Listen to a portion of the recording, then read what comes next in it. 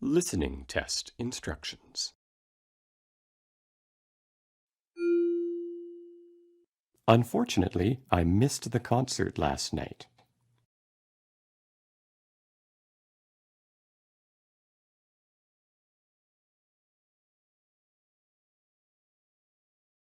Listening to problem solving.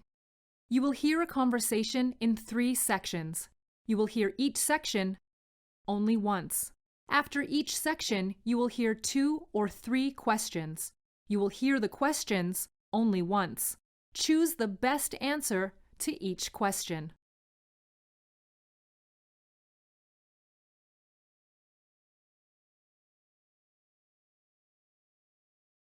Excuse me, before I leave, could you take a look at my account and see how many cardio classes I have left? Sure. Do you have your membership card? Here it is. I joined this health club a couple of months ago, but haven't been keeping track of how often I come. No worries. I can look it up. Let's see. You have 5 classes left. Did you know we have a special promotion this month? If you buy a 20-class package, you get a 10% discount. I already get a 15% student discount. Can I add it on to that? Oh, no, sorry. The current promotion can't be combined with any other discounts. Oh well. Thanks, and have a great day. Question 1. What does the man want?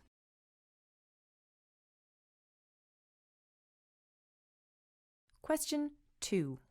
What discount does the woman offer the man?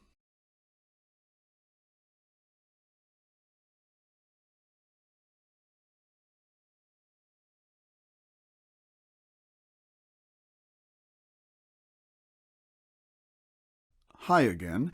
Hey, I must be having bad luck.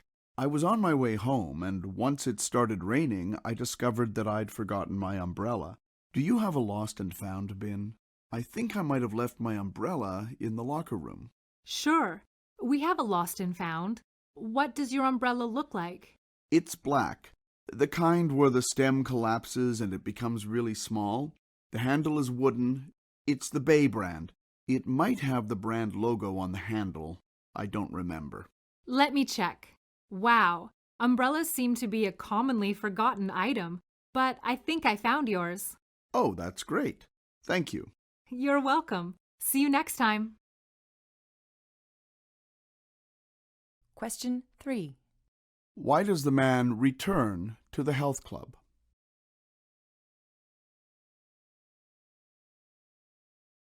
Question 4. What does the umbrella look like?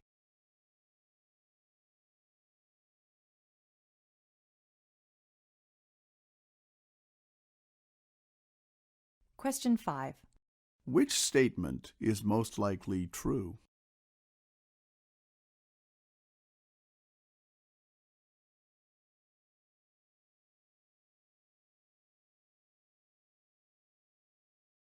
Hey, it's me again. Sorry, I see you're closing in a few minutes. No worries. It always takes a while for the last class to leave, and it takes an hour to clean up after that. What can I do for you? Sorry, but I think I took the wrong umbrella. What? Really? Yeah, are you sure there weren't 2 black Bay umbrellas in the lost and found? Mine has a rip in the fabric near the top, but the one you gave me doesn't have a rip. Here, see? I don't feel right taking it. Wow, what are the chances of that happening? Okay, let me go check the lost and found again. I didn't really look that carefully because I thought for sure that one was yours. Yeah, if you could check, that would be fantastic. 1 second. Wow, you're right. I can't believe there were 2 umbrellas exactly the same. Let's open this one. Yep, it's got a rip at the top. That's the one. Here, I'll trade you. It's a deal. See you next time. Just press the buzzer to unlock the door on your way out. Question 6. Why does the man apologize to the woman?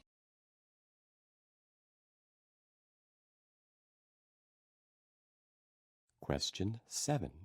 Why does the man return the item?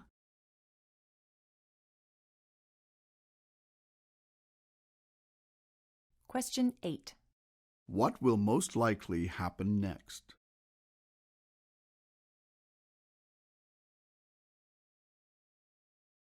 Listening to a daily life conversation. You will hear a conversation followed by 5 questions. Listen to each question. You will hear the question only once. Choose the best answer to each question.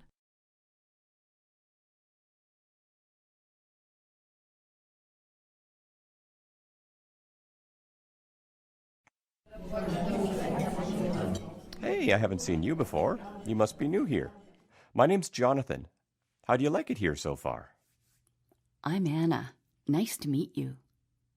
Yes, I just started this afternoon. It's okay.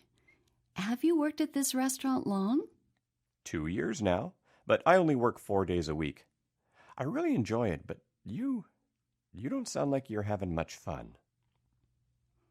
This is my first time waitressing, and I'm afraid I'm not very good. I just spilled wine on a customer a couple of minutes ago. The guy was really upset, and I didn't know what to do, so I just ran off. What do I do now? That's okay. Everyone makes mistakes, even experienced servers. Don't be so hard on yourself. Don't worry. Just go back and apologize and bring him another glass of wine and tell him dessert will be free. What about his shirt? It's got a huge red wine stain on the arm. I heard him tell his date that he can't go to the opera with a ruined shirt. I'll tell you what. I'll go talk to him with you. We'll tell him the restaurant will reimburse him for his shirt. But first, we should tell Laura, the manager, what happened. Oh no! I'll get fired! She's going to think I'm the worst waitress ever. Laura's very understanding. Trust me, you won't get fired. She will make you practice carrying wine glasses, though.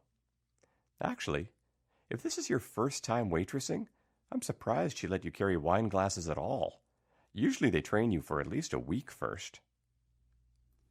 Another waitress just passed me a tray with wine glasses on it and asked me to take it to table 5. She said she was too busy. Oh, I see. She must not have known it was your first day. Anyways, let's go solve the situation. You'll feel much better. It'll be fine. You'll see. Question 1. How long has the woman been a waitress?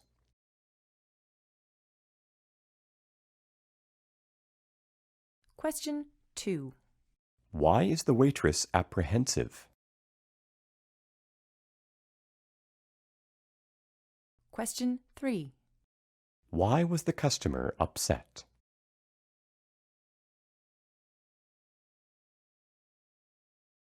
Question 4. How does the man suggest they fix the problem? Question 5. What does the man think the manager will do?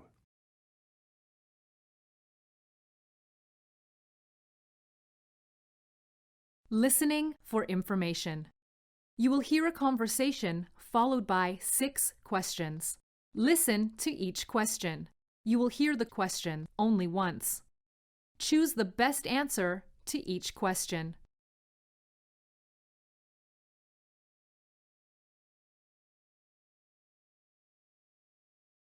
Hi there. What brings you into Artland today? Hi. I'm looking to take up painting as a hobby, and my grandson just gave me a gift certificate to this store. The problem is, I really have no idea where to start. I'm wondering if you can give me some advice.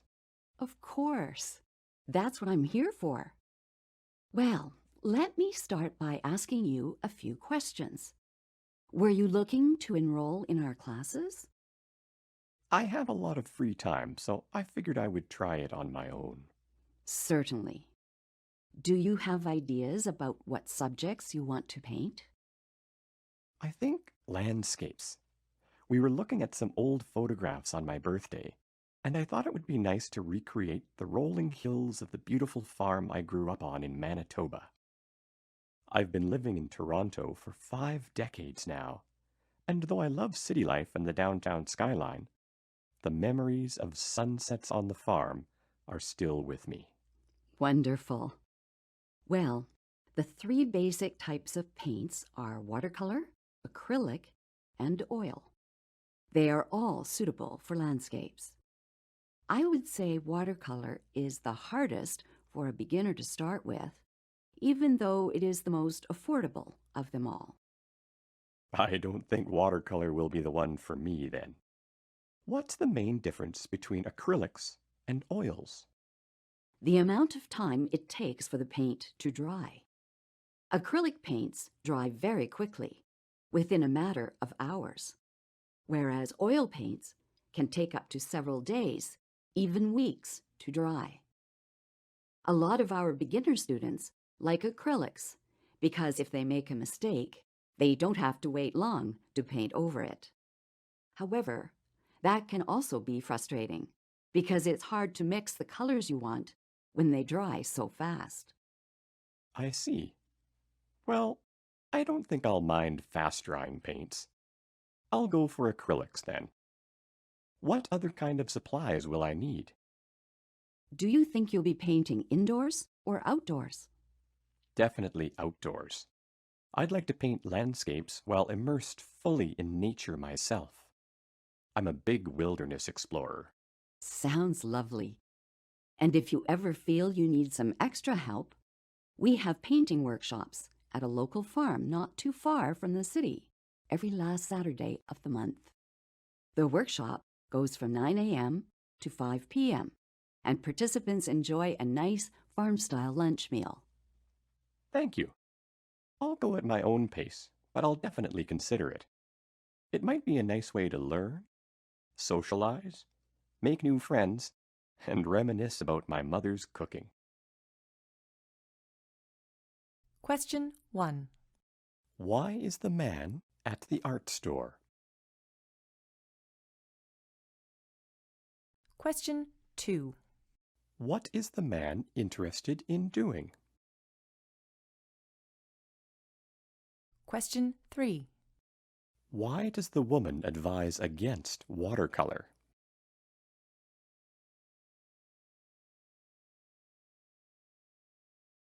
Question 4. According to the woman, why is acrylic better than oil paint?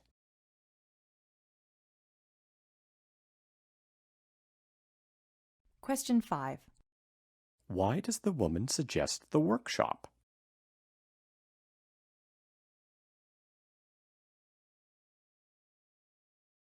Question 6. What is the man planning to do?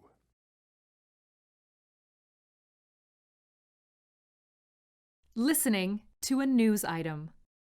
You will hear a news item once. It is about 1.5 minutes long. Then 5 questions will appear. Choose the best way to complete each statement from the drop-down menu.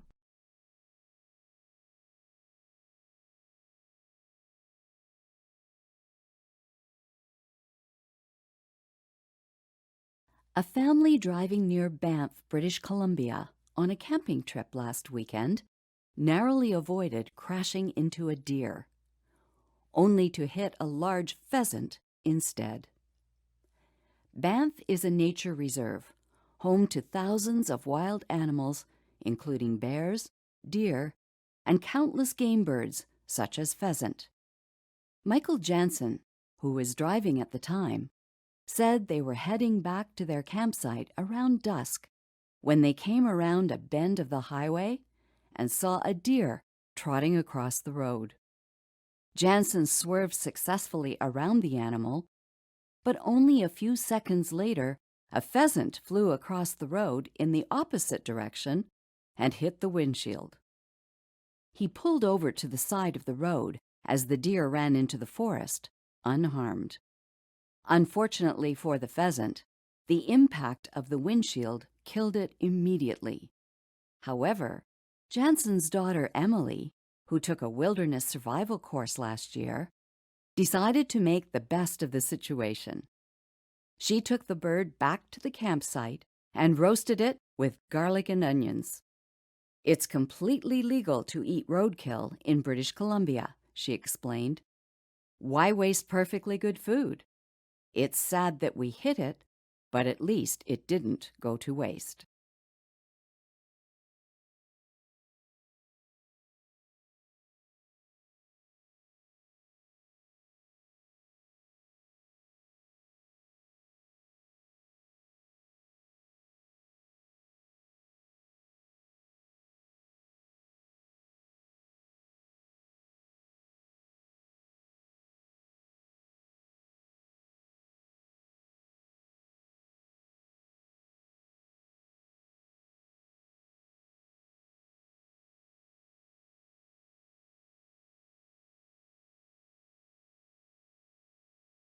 Listening to a discussion.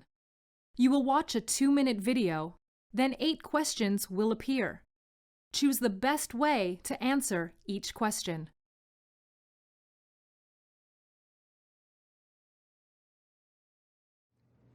Well, thanks for being on time, folks. Our agenda today is pretty short. We're just trying to decide on a venue for our company's 20th anniversary celebration. Any ideas? Well, I've got a couple places in mind. One's smaller and one's larger. It depends on how many people we're talking about. How many are coming? Well, we're up to 100 maximum. Everyone's allowed to invite their spouse or partner. Here's the program as we know it. Starting at 7 p.m., wine, speeches, and maybe award presentations. Followed at 8 p.m. by a buffet dinner. Starting at 9:30, there'll be entertainment, ideally a live band if we can afford one. Up to 100 people, that's quite a crowd. I mean, obviously we need space for everyone, but we don't want to go over budget. Well, I've got a few penny pinching tricks up my sleeve. We could find a venue on a weekday. Monday through Thursday is cheaper. We can also find a place that's out of town, maybe even out in the suburbs. And if worse comes to worse, we could always hire a DJ instead of a live band. Also, we don't need to go overboard on the menu. We could just order reasonably priced food that everyone will enjoy. And we can always tweak the menu a bit, assuming the caterer will let us. I know a place called Griffin's that might be perfect. It's in Wimberton. Where's Wimberton? It's about 30 minutes east by car on Highway 18. Anyway, Griffin's is family-owned, has great ambience, and fairly reasonable prices. They do group bookings as well. I know the manager. I might be able to talk him into giving us a group discount. Yeah, my main concern would be the location. My brother retired and moved to Wimberton, and it's impossible to get there by public transit. You know, we don't want to say farewell to people as they're getting behind the wheel after having a few drinks. You know, we'd want to get them all to take taxis home, and then we'd have to reimburse them for the ride. We don't want to incur that expense. Ditto here. Jinx. Hey, how about the Red Door? It's just 2 blocks north of here. It's right on the subway line. I know their dining area seats over 100 people. I'm pretty sure the owner could accommodate us price-wise, and he just hired the top chef in the city. Sounds well worth checking out.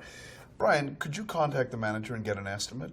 Oh, better yet, get 2, one for a Thursday and one for a Saturday. So, we'll meet again next week, and we'll take it from there.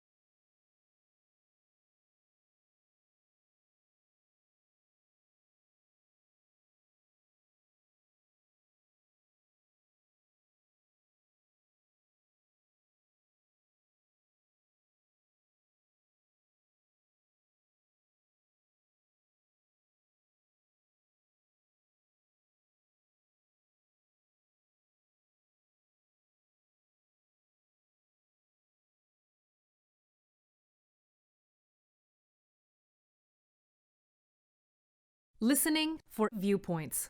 You will hear a report once. It is about 3 minutes long. Then 6 questions will appear. Choose the best way to answer each question from the drop-down menu.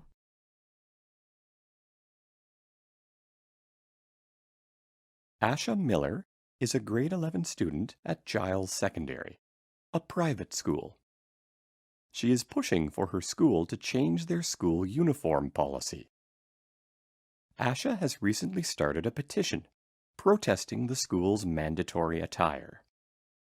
Her cause has attracted a large number of supporters within the student body and also from some parents and school staff. At the same time, many among the student body, faculty, and parents are in favor of continuing the school tradition.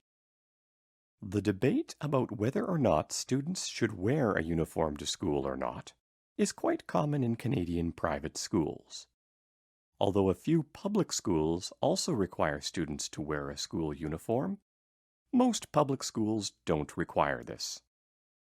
One of the most common arguments for uniforms is that students will not be as distracted from their studies by fashion choices or peer pressure.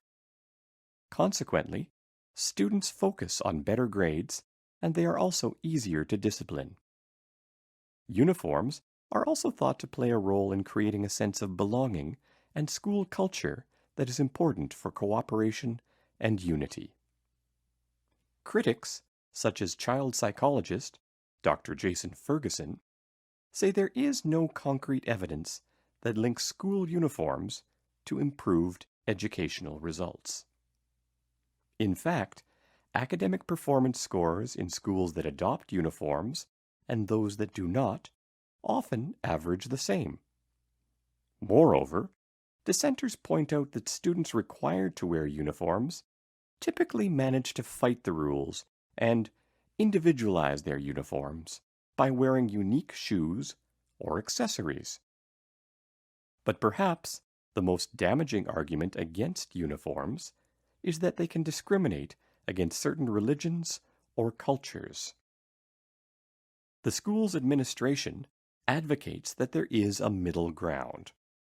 Uniforms can work with students' diverse cultural needs if the school authorities consult parents about what is acceptable.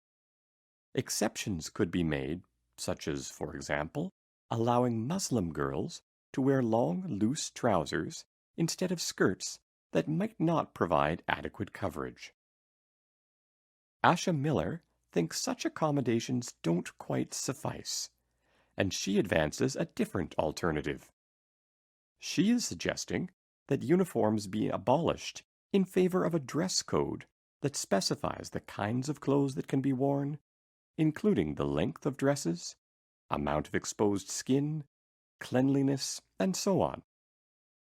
She argues this solution would address the concerns of all parties. Students wouldn't feel constrained in how they express their identity and cultural beliefs. Meanwhile, appropriate school attire and discipline would be maintained. She adds that adolescence is a particularly critical phase in a person's life in which they are trying to figure out who they are and where they fit, and clothing choice is a way to truly express one's interests and personality.